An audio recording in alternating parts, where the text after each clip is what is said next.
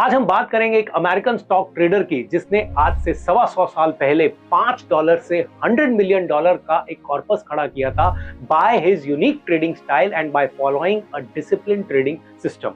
Yes दोस्तों, जब हम इनके बारे में रिसर्च कर रहे थे तो we also had a goose bump कि 125 साल पहले जब ना ही कोई चार्टिंग सिस्टम होता था, ना ही कोई कंप्यूटर होता था और ना ही कोई इनके पास बहुत बड़ी फाइनेंशियल बैकिंग थी, कैसे कोई आदमी इतना बड़ा कॉर्पस खड़ा कर सकता है जो आज के टाइम पे भी बहुत डिफिकल्ट है। I am talking about the great legend, the great trader Jesse Livermore, Jesse Lauriston Livermore. इनका जन्म 26 जुलाई 1877 में मैसाचुसेट्स की एक सिटी श्रूसबरी में हुआ था। ये बहुत ही गरीब परिवार से बिलोंग करते थे। इनके फादर एक फार्मर थे और इनकी मदर एक हाउस मेकर थी। ये बचपन से ही बहुत ही स्मार्ट और बहुत ही इंटेलिजेंट थे। इनके फादर इन पे बहुत ज्यादा ध्यान नहीं देते थे, बट इनकी मदर को ये पहले से ही आभास था कि he is a gifted child, और इनकी ये चाइल्ड प्रोडिजी वो बहुत पहले ही जान चुकी थी, क्योंकि कुछ ऐसे इंसिडेंट हैं जिससे कि इनकी ये इंटेलिजेंस बाहर आती है। At the age of 3.5 years, he started reading and writing. और at the age of 5 years, he started reading financial newspaper. और मैथमेटिक्स में भी ये बहुत ही ज़्यादा शार्प थे, क्योंकि जो अर्थमेटिक 3 साल में पूरी होती है वो उन्होंने 1 साल में ही पूरी कर दी थी। लेकिन उनकी ये पढ़ाई ज़्यादा लंबा चल नहीं पाई और 14 साल की एज में इनके फादर ने इनकी पढ़ाई छुड़वा दी ताकि वो उनकी हेल्प कर सके फार्मिंग में। बट इनकी किस्मत में तो कुछ और ही लिखा था। इनकी मदर ने इनकी हेल्प करी बाय गिविंग हिम $5, जो कि करीब करीब आज के $8,000 के बराबर होता है, और उनको वहां से भागने में हेल्प करी। जेसी लिवरमोर अपने घर से भाग के एक ब्रोकर के पास आए और वहां उन्हें चॉक बॉय की नौकरी मिली। अब ये चॉक बॉय कौन होता है? जैसा कि मैंने आपको बताया कि उस समय ना ही कोई कंप्यूटर हुआ करते थे और ना ही कोई ऐसी टेक्नोलॉजी हुआ करती थी, तो वहां पे स्टॉक के रेट्स को अपडेट करने के लिए एक ब्लैक बोर्ड पे चॉक से लिखा जाता था उनका प्राइस, जो कि हर 10 से 15 मिनट में एक आदमी लिखता था, जिसे हम चॉक बॉय कहते हैं। तो जेसी को ये चॉक बॉय की नौकरी मिल गई।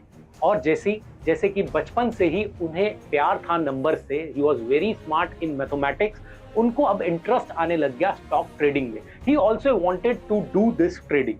अब धीरे धीरे उन्होंने क्या किया, जो वो नंबर चॉक से बोर्ड पे लिखते थे वो अपनी डायरी में भी लिखने लग गए, और रात को जब वो घर जाते थे तो उन नंबर्स को वो एनालाइज करते थे, और धीरे धीरे उन्होंने उन नंबर्स में एक पैटर्न्स को फाइंड करना चालू किया, जिन्हें हम आज चार्ट पैटर्न्स या टेक्निकल पैटर्न्स भी कहते हैं। अब उनका इंटरेस्ट स्टॉक ट्रेडिंग में आने लग गया। बट इस समय तक जेसी वॉज ओनली 15 ईयर्स ओल्ड, जिनका ट्रेडिंग अकाउंट नहीं खुल सकता था, तो वो फॉर्मल ट्रेडिंग नहीं कर सकते थे। But as a chalk boy, he got introduced to the bucket shop.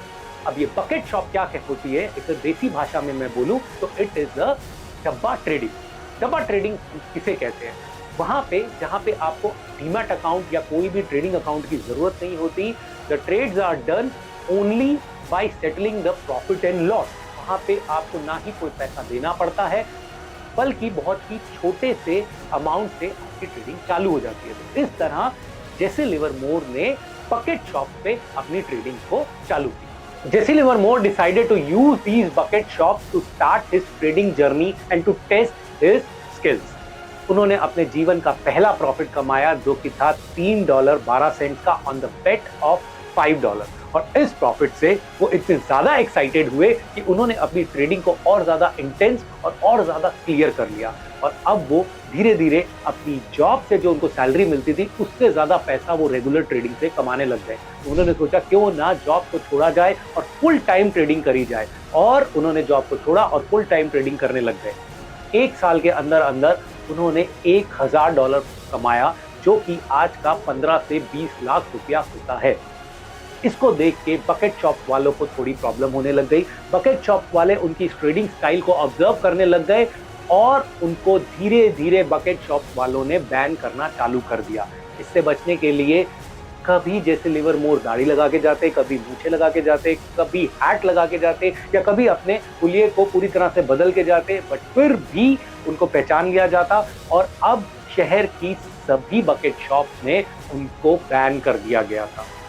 सोचो दोस्तों, एक लड़का जो अभी 20 साल का भी नहीं हुआ है, उसको शहर की सारी बकेट शॉप बैन कर देती है, तो क्या ट्रेडिंग स्किल्स और क्या ट्रेडिंग स्टाइल होगा उनका। 20 साल की उम्र में उन्होंने इन बकेट शॉप से $10,000 इकट्ठे कर लिए। That was a big money at that time. अब जेसी को अपने ऊपर बहुत कॉन्फिडेंस था and he was full of enthusiasm और वो एक बड़ा पैसा बनाना चाहते थे। So he decided to go to New York and earn a big money from the New York Stock Exchange. वो न्यूयॉर्क पहुंचे और पहुंचने के कुछ दिनों बाद उन्होंने पहली शादी भी करी और he started trading on the New York stock exchange. New York stock exchange जहां से उन्हें बहुत उम्मीद थी, बट वो उम्मीद बहुत ज़्यादा दिनों तक नहीं चली और उन्होंने अपना सारा पैसा धीरे धीरे करके गंवा दिया। नाउ ही वॉज ब्रोक और वो इतने ज़्यादा फाइनेंशियल बर्डन में थे कि उनको अपनी वाइफ से उनकी ज्वेलरी मांगनी पड़ गई। But soon after that his wife left him and now Jesse didn't had any money and no wife. He realized he was not prepared for the real stock exchange. उन्होंने अपना सारा पैसा गंवा दिया था। अब he left with no money but he wanted to earn this wealth again. ये पैसा वो कहाँ से कमा सकते थे? Yes, you are right, from the bucket shop. लेकिन अब इन बकेट शॉप कहाँ मिलती उनको? पुरानी सिटी में तो सारी बकेट शॉप ने उनको बैन कर दिया था। तो he thought of going to a new city, Saint Louis. Saint Louis एक बहुत ही छोटी सी सिटी थी जहाँ पे उनको कोई नहीं जानता था। तो वहाँ पे गए वो, उन्होंने बकेट शॉप से कांटेक्ट किया और वहाँ पे ट्रेडिंग करनी चालू करी। लेकिन धीरे धीरे वही हुआ जो पहले हुआ था, सारी बकेट शॉप ने उनको फिर से बैन कर दिया सेंट लुइस में भी। अब उन्होंने एक नया तरीका सोचा, उन्होंने एक टीम हायर करी, उनको ट्रेन किया और अब ये टीम उनके बिहाफ पे इन बकेट शॉप में ट्रेड करती थी। धीरे धीरे इस टीम के थ्रू उन्होंने एक बड़ा पैसा कमाया, एक पैसा इकट्ठा किया और फिर से इन्होंने stock market, New York stock exchange में जाके ट्रेड करने का फैसला लिया। अब फाइनली वो वक्त आया जिसने जेसी लिवरमोर को फेमस कर दिया। यस दोस्तों, 1907 में यूएस मार्केट में बहुत बड़ा क्रैश आया था जो कि हिस्ट्री में कभी नहीं देखा गया था। And Jesse Livermore by his study of charts had a sense कि something big is going to happen और उन्होंने इस क्रैश से पहले ही मार्केट में बहुत बड़ी शॉर्ट की पोजीशन बना रखी थी और जैसे ही क्रैश आया he made $1 million और क्रैश खत्म होते होते तक he made $3 million। जैसे लिवरमोर की शॉर्ट पोजीशंस इतनी ज़्यादा हेवी थी कि वो अब मार्केट पे एक प्रेशर क्रिएट करने लग गई थी और ये प्रेशर इतना ज़्यादा था कि हमारे मिस्टर जेपी मॉर्गन को उनके पास आना पड़ा और रिक्वेस्ट करनी पड़ी जैसे लिवरमोर से कि वो अपनी शॉर्ट पोजीशंस को कवर करे और मार्केट में बाइंग करना चालू करे। जैसे Livermore accepted his request, he covered his all his short positions और low point of the market से उन्होंने बाइंग करना चालू किया और वहां पे भी उन्होंने एक बहुत बड़ा पैसा कमाया। तो दोस्तों, अब तक जैसे लिवरमोर वॉज अ हीरो, उन्होंने बहुत नाम कमा लिया था और उनके पास पैसा भी अब बहुत हो गया था। तो he started spending on the expensive yak, rail car, expensive apartment and lavish club membership. जैसे लिवरमोर कभी भी किसी की टिप्स, रिकमेंडेशन या किसी की भी कॉल्स पे बिलीव नहीं करते थे। ही was very firm on his own research, अपनी ही रिसर्च पे बिलीव करते थे। लेकिन 1908 में उन्होंने अपना ये एक रूल तोड़ा जिसकी वजह से उन्होंने बहुत बड़ा खामियाजा भी भुगता। टेडी प्राइस एक बहुत ही बड़े इन्फ्लुएंशियल कमेंटेटर थे जिनकी रेपुटेशन भी मार्केट में बहुत अच्छी थी। उन्होंने जेसी लिवरमोर को कहा कि आने वाले दिनों में कॉटन के प्राइस बहुत बढ़ने वाले हैं और उनको कॉटन खरीद लेनी चाहिए। पहले तो Jesse Livermore didn't believe him और ही वाज नॉट कन्विंस्ड, लेकिन टेडी प्राइस के बार बार कहने पे जेसी लिवरमोर ने अपना काफी बड़ा पैसा कॉटन में लगा दिया और कॉटन को खरीदने लगे। लेकिन यहाँ पे जेसी को एक चीज नहीं पता थी कि जो कॉटन वो खरीद रहे हैं वही टेडी उनको बेच रहे हैं।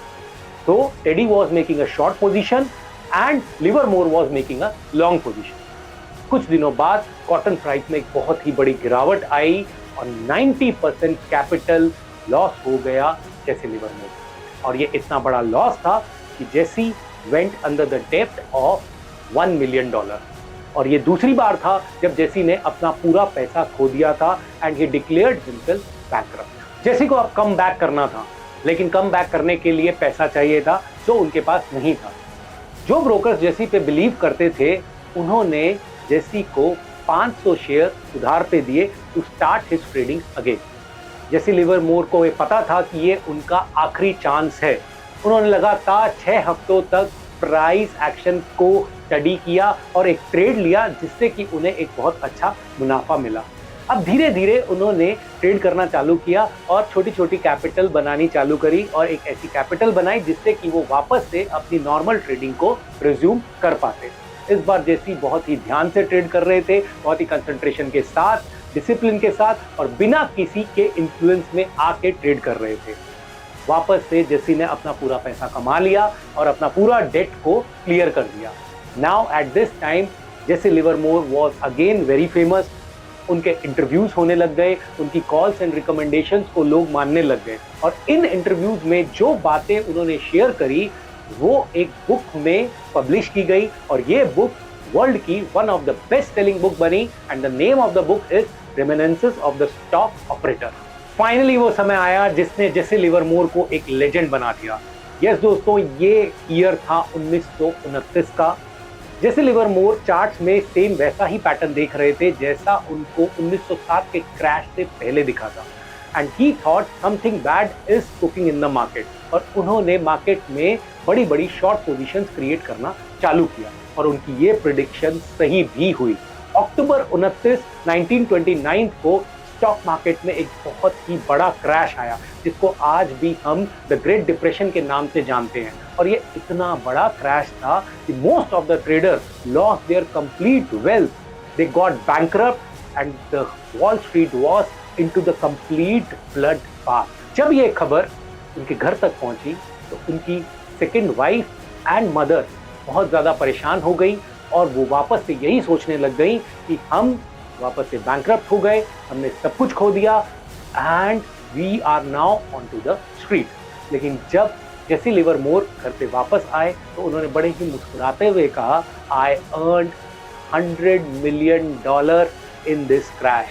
दोस्तों, अगर $100 मिलियन को आज की टर्म्स में बोला जाए तो इट इज अराउंड $1.5 बिलियन और अगर इसको रुपए में कन्वर्ट करा जाए तो इट इज अराउंड 1,15,000 करोड़ रुपए। जेसी लिवरमोर की लाइफ में ये खुशी बहुत दिनों तक नहीं रही। उनकी पर्सनल लाइफ बहुत ज्यादा डिस्टर्ब हो गई due to his disloyalty and due to the drinking habit of his wife और ये इतनी ज्यादा प्रोलॉन्ग हो गई कि उनको डाइवोर्स लेना पड़ा। इस डाइवोर्स से he was emotionally and mentally very much disturb और जिसका असर उनके ट्रेडिंग रिजल्ट्स पे भी आया। अब वो बार बार ट्रेडिंग में लॉसेस करने लगे और ये लॉसेस इतने बड़े हो गए कि for the third time he declared himself bankrupt. अब ये बैंकरप्ट होना और फिर वापस बैंकरप्ट से पैसा कमा लेना, फिर बैंकरप्ट होना और ये तीसरी बार हो रहा था। तो इसमें स्टॉक एक्सचेंजेस ने ऐसे पैटर्न को एक मैनिपुलेशन देखा और शिकागो स्टॉक एक्सचेंज ने उनको बैन कर दिया ट्रेडिंग से। Following the Chicago stock exchange बाकी सारे एक्सचेंजेस ने भी उनको बैन कर दिया और ये इतना बड़ा झटका था जेसी लिवरमोर के लिए जो कि वो सह नहीं पाए और 28 नवंबर 1940 को उन्होंने फाइनली अपने आप को गोली मार के सुसाइड कर लिया in the hotel cloak room where he used to take the drink. मरने से पहले उन्होंने अपनी नोटबुक में 8 पेजेस का एक सुसाइड नोट लिखा था जो कि उन्होंने एड्रेस किया था अपनी थर्ड वाइफ को। उसकी कुछ लाइंस मैं आपको पढ़ के सुनाता हूँ। Can't help it, things have been bad with me. I am tired of fighting, can't carry on any longer. This is the only way out. I am unworthy of your love. I am a failure. I am truly sorry, but this is the only way out for me. So दोस्तों, ये थी एक legend की कहानी जिसने कैसे अपने trading career को इतने अप्स एंड डाउन्स में भी मेंटेन रखा। तो आप बताइए, क्या जेसी लिवरमोर रियल में एक लेजेंड थे या फिर ही वॉज अ मैनिपुलेटर?